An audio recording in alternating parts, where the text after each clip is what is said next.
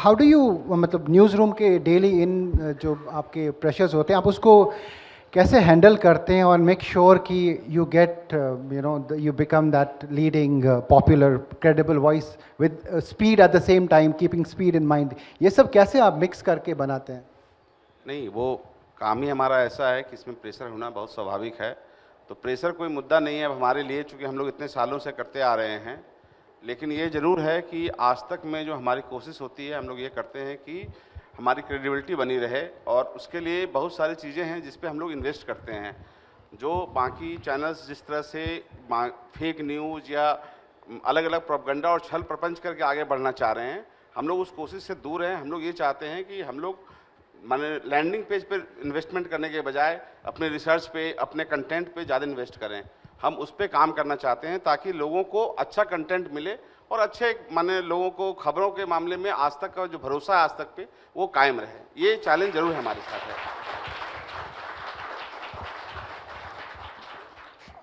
Technology की बात करें तो हम देख रहे हैं एआई एंकर्स भी आपके न्यूज़ रूम में आने लगे हैं, और मॉर्निंग में किसी ने बोला था कि आने वाले समय में तो पढ़ी जाएगी न्यूज़ पढ़ी जाएगी सिर्फ एंकर्स, एआई एंकर्स के थ्रू। तो what are you doing innovatively on the tech front, I mean to say? नहीं, ये एआई के आने से ये सहूलियत हुआ है, लेकिन मैं दावे के साथ कह सकता हूँ कि अंजना या श्वेता या प्रीति या गीता इसकी जगह कोई नहीं ले सकता है। ये इसी तरह काम करते रहेंगे। और एआई की अपनी एक लिमिटेशन है, एक अच्छा है, नया नया टेक्नोलॉजी जब आता है, जब 20 साल पहले वर्चुअल आया था तो वर्चुअल से एक लोगों ने शुरू किया, कंप्यूटर आया तभी ये सवाल उठे थे। तो एक टेक्नोलॉजी ठीक है, और हमारी माने कोशिश होती है, being a leader of this माने स्पेस में हम लोग चुकी हैं, सब हमें फॉलो करते हैं, तो हमारी जिम्मेदारी है कि हम जो भी नया आए उसको अपने यहाँ जल्दी से जल्दी लाएं, जल्दी से जल्दी उसको डिलीवर करें। और उसी कोशिश में जब भी कुछ हुआ है, और हमें खुशी होती है कि जब बाकी चैनल्स हमें फॉलो करते हैं, ये हम अपनी जिम्मेदारी समझते हैं कि बाकी चैनल्स हमें फॉलो करें, हमें ऐसा काम करना चाहिए। सर देखा, इफ़ यू सी लोग न्यूज़ के बारे में हमेशा नेगेटिव बोलते हैं, न्यूज़ चैनल्स के बारे में अक्सर। इस फोरम पे ये सवाल बहुत ज़रूरी है, लेकिन देखते वो न्यूज़ ही हैं, न्यूज़ के खिलाफ बोलते हैं लेकिन न्यूज़ ही बोलते हैं। तो न्यूज़ वाले क्या अच्छा कर सकते हैं कि ये जो गैप है, ये जो परसेप्शन है, ये करेक्ट हो जाए? नहीं, ये परसेप्शन बनाया हुआ परसेप्शन है। देखिए, मैं बार बार बोलता हूँ, न्यूज़ का एक समय के साथ सब कुछ बदला है, तो न्यूज़ बदलने का तरीका भी बदलेगा और खबरों का चॉइस भी बदलेगा। ऐसा नहीं हो सकता कि अब आप जो 20 साल पहले या 25 साल पहले या 30 साल पहले एक फ़ोटो के साथ एक खबर देखते थे, ऐसा नहीं है। और खबर जो है वो समय के साथ बदलते रहना चाहिए, और सब कुछ बदलता है। आप खाने में रोटी की जगह पिज्ज़ा खा सकते हैं, तो खबर क्यों चाहते हैं कि आप वही रोज़ चलते रहे कि प्रधानमंत्री ने ये कहा, फलाने ने ये कहा? तो आपको खबर बदलना चाहिए। जब मैं 2001 में जब चैनल शुरू हुआ था और इंडिया ऑस्ट्रेलिया सीरीज में जब मैंने क्रिकेट की खबर को पहली हेडलाइन बनाई थी, तब भी लोगों ने क्वेश्चन किया था, अरे क्रिकेट की खबर पहली हेडलाइन कैसे बन सकती है? बनी थी, और आप देखिए कि खबरें छपती है, चलती है वो। तो इसलिए वो उसमें कोई संदेह नहीं है यदि कोई भी खबर चल रही है। और खबर यदि जब तक आपके माने अलग अलग चैनल की अलग अलग वो हो सकता है, प्रायोरिटी हो सकती है, अलग अलग उसका स्टाइल हो सकता है, जब तक खबर सही है तो कोई भी खबर दिखाइए, किसी भी रुचि खबर दिखाइए, उससे कोई फर्क नहीं पड़ता। मैं इसके खिलाफ हूँ जो लोग इस तरह की बात करते हैं कि ये खबर क्यों दिखाए, वो खबर क्यों दिखाया। जब तक वो खबर है तब तक उसमें कोई दिक्कत नहीं है, जब तक वो फेक न्यूज़ नहीं है, जब तक वो बनावटी खबर नहीं है, जब तक ये खुद सेल्फ कुक्ड खबर नहीं है, तब तक वो खबर आप दिखाने में कोई बुराई नहीं है, चाहे उसकी कितनी भी बुराई की जाए। सारे चैनल्स तो मतलब एक सिमिलर अप्रोच है लार्जली। कुछ सीक्रेट सॉस है जो कोई चीज़ को अलग बनाता है। Largely they all have a similar format, थोड़ा सा फ़र्क है। What is that secret sauce that you kind of have in that editorial newsroom जो आपको हटके बनाता है? उस चीज़ को आप कैसे डिस्क्राइब करेंगे? आज तक में सरप्राइज एलिमेंट है। जितने लोग बैठे हैं आज तक इसलिए देखते हैं क्योंकि उनको मालूम नहीं है कि किस खबर को कैसे दिखाएगा, आज तक उस पर क्या टेक होगा। बहुत खबरों में, बहुत चैनल्स में आपको पता होता है कि इस खबर में वो वही करेंगे, लेकिन आज तक के साथ ऐसा नहीं है।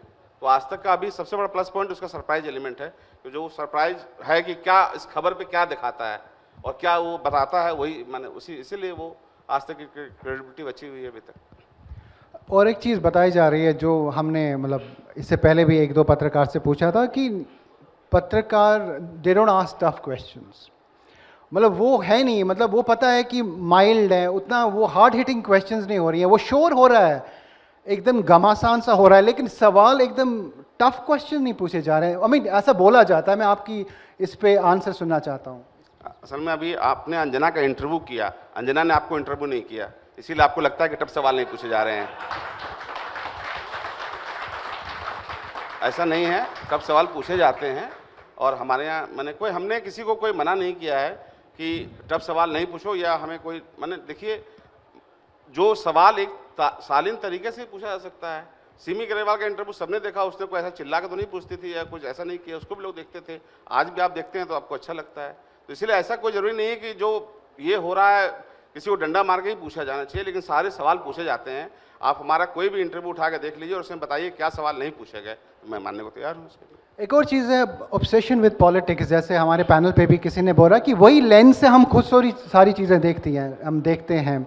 चाहे वो पोल्यूशन, अगर हम एयर पोल्यूशन की भी बात करेंगे तो लेंस होगा पॉलिटिकल, अगर हम चीतास पे बात करेंगे तो लेंस होगा political. What is this obsession with just politics and finding it in every story? How can we get rid of it? Do we need to get rid of it? नहीं, मैं नहीं जानता हूँ कि इसको, ऐसा नहीं है। सभी खबरों को खबर के महत्व के दृष्टि से दिखाया जाता है। अभी से चंद्रयान पे कवरेज हुआ, पूरा चंद्रयान की कामयाबी पे, तो उसमें कोई पॉलिटिकल स्टोरीज किसी ने नहीं दिखाया। सबने उसकी खासियत, उसकी खूबियाँ, साइंटिस्ट से ही बात की उसमें।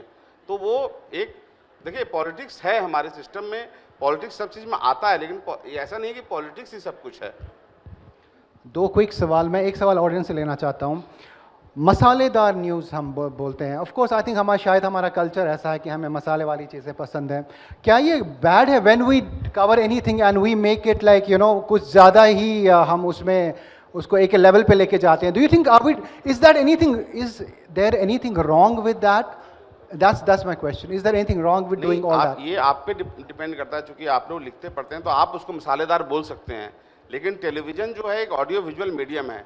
तो ऑडियो विजुअल मीडियम में वो विजुअल दिखाया जाता है, वो ऑडियो जो विजुअली कई सारी स्टोरीज सिर्फ इसलिए क्वालिफाई करती हैं टीवी में क्योंकि वो विजुअली पावरफुल होती हैं। तो वो उसको आप मसालेदार बोल दें। एग्जांपल, सॉरी, हर चीज़ को यहाँ पे दो चीज़ों में बांट जाता है, या तो मसालेदार या टीआरपी। हर काम यहाँ टीआरपी के लिए नहीं होता है। ये बात कोई भी जितनी बड़ी खबरें ब्रेक की हमने, कोई टीआरपी के लिए ब्रेक नहीं की है, या कोई भी ऐसी खबर जो खबर होती है उसको नहीं छोड़ा गया है कि हम मसालेदार खबर दिखा रहे हैं, अभी हम ये खबर नहीं दिखाएंगे। तो वो सारी खबरें दिखाई जाती हैं। मुझे नहीं लगता है कि उसमें कोई भी चैनल ऐसा करता है कि नहीं मसालेदार दिखा रहे तो हम खबर नहीं दिखाएंगे। खबर ही दिखाते हैं, सबका प्रस्तुति का एक अलग तरीका होता है, आपको कुछ ना कुछ चेंज करते रहना पड़ता है, तो वो उसकी ज़रूरत है समय की। चलिए मैम, मेरे लास्ट सवाल है कि आपने कंपल्शंस होते हैं न्यूज़ रूम के, तो टीआरपी और रेटिंग्स के बारे में आप क्या कहना चाहेंगे? Does that become a compulsion at times as a news room leader? नहीं, देखिए टीआरपी एक इम्पॉर्टेंट चीज़ है, डाटा बहुत ज़रूरी है, होना चाहिए। बार्क का एक सिस्टम था, लेकिन क्या हुआ हमारे यहाँ कि बार्क जो शुरू हुआ, बार्क बीच में बंद किया गया उसके बाद शुरू कर दिया गया एक दिन अचानक सरकार ने एक आदेश देकर शुरू कर दिया। मुझे नहीं पता कि उन्होंने किस आधार पर शुरू किया, क्या उसके जिस कारण से बंद किया था, किस कारण से बंद किया था, क्या उनकी जांच की गई, क्या पड़ताल की गई कि जो बंद किया गया था उसकी वजह क्या थी और क्या उनको ठीक कर लिया गया, वो बताया नहीं गया हमें। उसके बाद आज उसके 15-16 महीने के बाद उसके बाद बोल दिया कि 4 हफ्ते में आएगा, रोलिंग डाटा आएगा। रोलिंग डाटा क्यों आएगा? क्योंकि उससे स्टेबिलिटी आएगी, और स्टेबिलिटी क्या आया? बार्क में वो सांप सीढ़ी का खेल बन के रह गया, कोई कभी जा रहा है नंबर, कोई किसी जा रहा है। अब स्थिति ये हो गई है कि कोई भी चैनल जब तक अपना पोस्टर तैयार करता है कि हमने आज तक को पीटा, आज तक को धोया, तब तक में उसका पता चलता है नीचे आ गया। उसको जब तक ये पब्लिसाइज करे उसके पहले वो नीचे आ जाता है। तो ये तो सांप सीढ़ी का खेल बना हुआ है, और इसको सिस्टम को कोई ठीक करने पे काम नहीं किया गया। आज 15 महीने बाद फिर सरकार ने एक आदेश जारी किया है कि कुछ इनको रॉ डाटा दिया जाएगा शायद। अब रॉ डाटा इसका मतलब सरकार सबको मान रहा है कि सिस्टम में प्रॉब्लम है। एक रनिंग सिस्टम से कैसे सिस्टम ठीक हो सकता है बताइए आप मुझे? उस सिस्टम को ठीक करने पे कोई काम नहीं कर रहा है, सब आदमी इसको उधर उधर घुमा रहा है। अब हम लोग अभी बंद होने की कोई बात हुई नहीं है, मुझे नहीं मालूम बंद होने की बात हुई है कि नहीं हुई है, या कोई सोचा जा रहा है कि नहीं जा रहा है, लेकिन उस पर एक आ गए सब लोग आ गए कहने के लिए इसको बंद नहीं किया जाए, क्योंकि इससे हमारे रोजी रोटी पर असर पड़ जाएगा, हमारे रेवेन्यू पर असर पड़ जाएगा। अरे साहब, आप पिछले 18 महीने से चीख चीख के अपने चैनल पे कह रहे हो कि आप नंबर 1 हो गए हो, आप आज तक को पीट दिए हो, आप उसको धो दिए हो, आपने अखबारों में विज्ञापन दिया, आपने होर्डिंग लगाया, और 15 महीने बाद आज आप कह रहे हो कि नहीं नहीं साहब बंद होगा तो फिर आज तक को फायदा हो जाएगा। अरे इतने सालों में ना दर्शकों का भरोसा आप जीत पाए, ना एडवर्टाइजर का भरोसा जीत पाए, तो आप किए क्या इतने दिन तक? जब आप इतने खुश थे टीआरपी से तो आपको बोलना चाहिए था हाँ ठीक है, ठीक कर लो। आपने 15 महीने में क्या क्या हासिल किया? फिर आपने ना दर्शकों का भरोसा, ना एडवर्टाइजर का भरोसा, कुछ नहीं मिला आपको। आज भी आप आज तक से डरे हुए हो, तो यही आज तक की सबसे बड़ी जीत है। Thank you.